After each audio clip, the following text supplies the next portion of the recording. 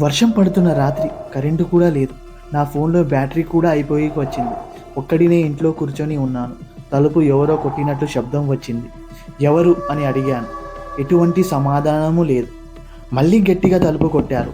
నేను భయంతో వణుకుతూ నెమ్మదిగా వెళ్ళి కిటికీలో నుంచి చూశాను. బయట ఎవ్వరు కనిపించలేదు. కానీ తలుపు గట్టిగా కొడుతూనే ఉంది. అది మనిషి కొడుతున్నట్లు లేదు. అది ఏదో బలముగా కొడుతున్నట్లు ఉంది. ఇంతలో తలుపు పగులు కొట్టుకొని లోపలికి వచ్చింది. అది ఒక వికృతమైన ఆకారం. నా గుండె ఆగిపోయినంత పని అయ్యింది. అది నన్ను చూసి అరిచి ఆ అరుపు భయంకరంగా ఉంది. నేను వెనక్కి పరిగెత్తుతూ ఒక గదిలో వెళ్ళి గడి పెట్టుకున్నాను. గది తలుపు మీద ఆ వికృతమైన ఆకారం గట్టిగా కొడుతూనే ఉంది. నేను గట్టిగా అరిచాను. అప్పుడు అకస్మాత్తుగా నేను నా పక్కనే ఉన్న మంచం మీద లేచాను. అది కల అని నాకు అర్థమైంది. నేను ఊపిరి పీల్చుకున్నాను. కానీ నా గది తలుపు మీద ఎవరో గట్టిగా కొడుతూనే ఉన్నారు. బయట ఆ వికృతమైన అరుపులు వినిపిస్తూనే ఉన్నాయి. ఇది కల కాదు, నిజం.